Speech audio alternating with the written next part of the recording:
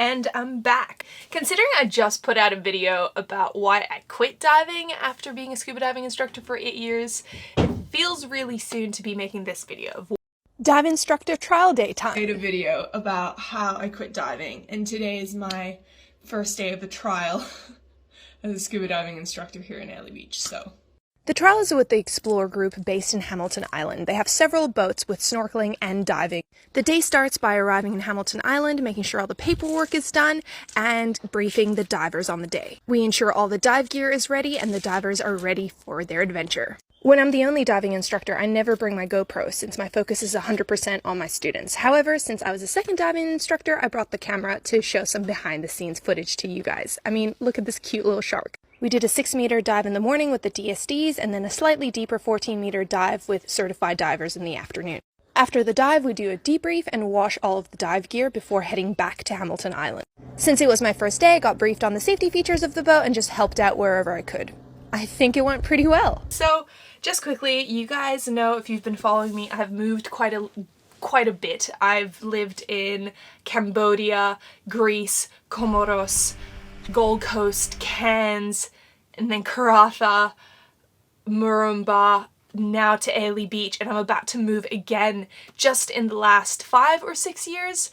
I personally love traveling and moving around, and so many of these places I got to travel because of scuba diving. Especially Cambodia and Comoros were the highlights of my, youth travel life. I'm a little bit more settled now. I have a partner, I have 2 dogs.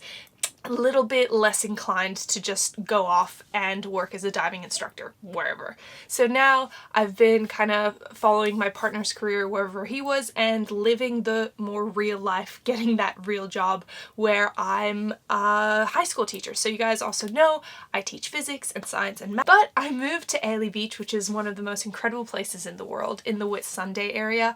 My partner is actually from here, so it was really great to go back home to his family and everything. Having friends and family around was fantastic. But when I applied for schools, I sent through my resumes to all the high schools in the area and no one got back to me.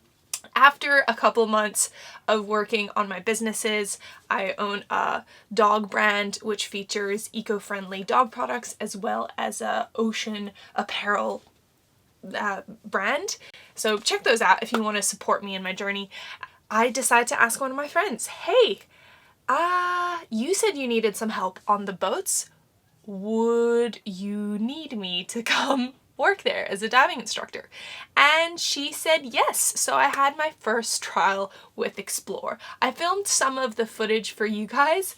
It was pretty exciting to get to go work on a big organization like Explore Group off of Hamilton Island because I haven't worked on such a large boat before. My experience at Go Dive Brisbane was a 12 customer boat, while Explore can have up to like 80 guests.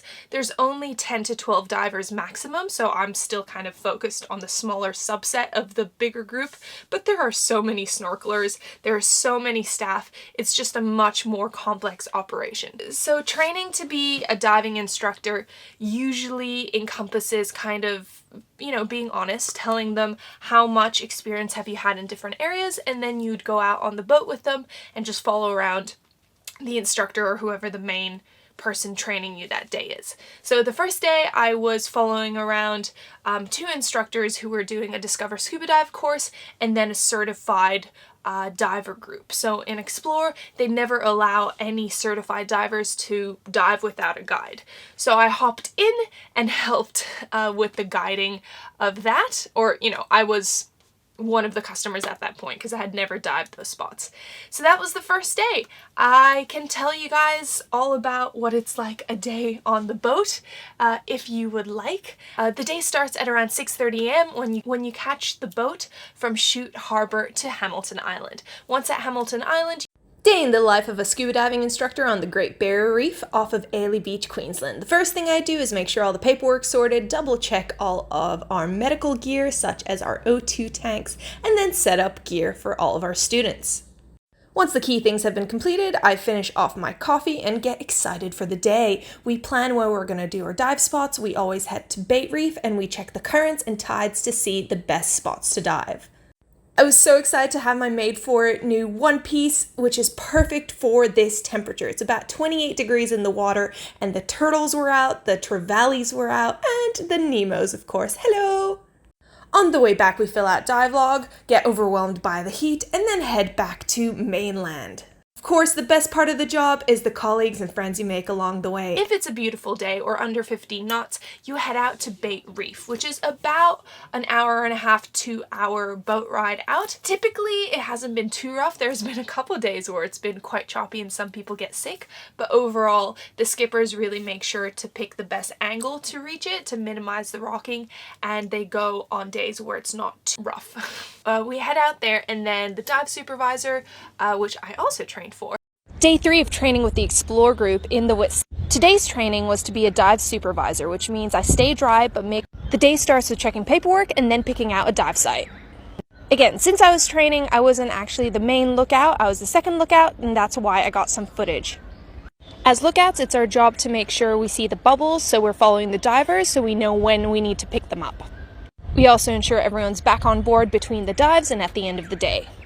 Since it was a windy day, we headed to Whitehaven Beach where we dropped the guests off on the beach.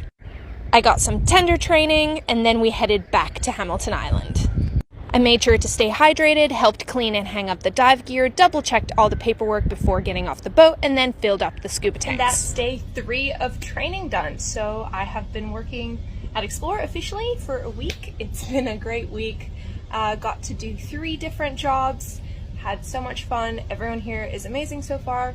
Down for your first dive. So if you have Discover Scuba Diving students, they would have done their pool session the day before or the day before that, and then you take them for a little shallow guided dive. So maximum depth for those guys is 12 meters, but usually you'll be just hanging around the 5-6 meter mark. Depending how comfortable they are in the water, you're either dragging them around or you are kind of guiding them very closely. So they are not certified, so you have to keep your eyes on them at all times. You cannot be filming. They shouldn't have a camera themselves.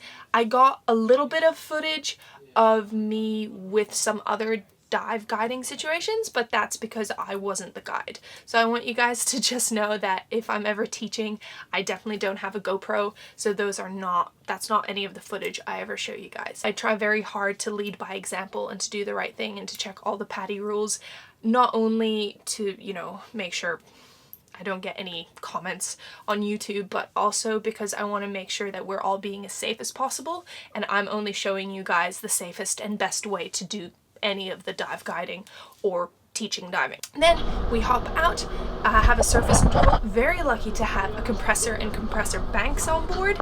Therefore, you don't even have to run the compressor to fill the tanks from the banks, which have higher pressure up to 300 bar. Then it's transferred into the tank, so all the tanks are filled up. Guests have lunch, you have lunch, you reset the gear up for them, and then get all equipped, do the pre-dive safety check, and hop in for dive. Of course, the dive sites will depend based on the experience levels of the divers, how many you have, the current, the conditions, and all of that. So far, every time I've been out there, it's been beautiful visibility, about 15 meters. We've seen heaps of turtles and sharks and anemone fish, and I love just spending any of the other free time telling my customers and students about marine life and about how it is so important to help protect marine life. Just fun facts about the Great Barrier Reef and all of that.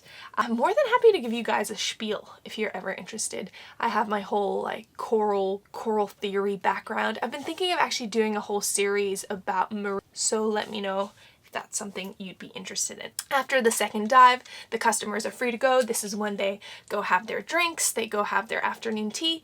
Meanwhile, the dive team gets together, washes all the gear, makes sure to rinse all the gear, the disinfectant and everything for the regulators, as well as fresh water in and out of the BCDs and the regulators and the tank and the wetsuits to make sure everything is nice and clean for the next day. This is usually done on the way home, so you have 2 hours to clean everything, to prep everything, to organize everything, double check the paperwork, get all the signatures you need, and just make sure everything is looking good and up to scratch.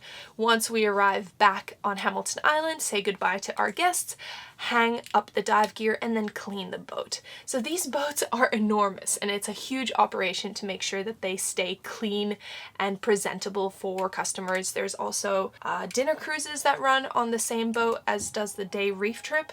So yeah, every afternoon all the crew is, you know, scrubbing toilets, wiping windows, wiping the ground, and all of that. So it's a really great community effort.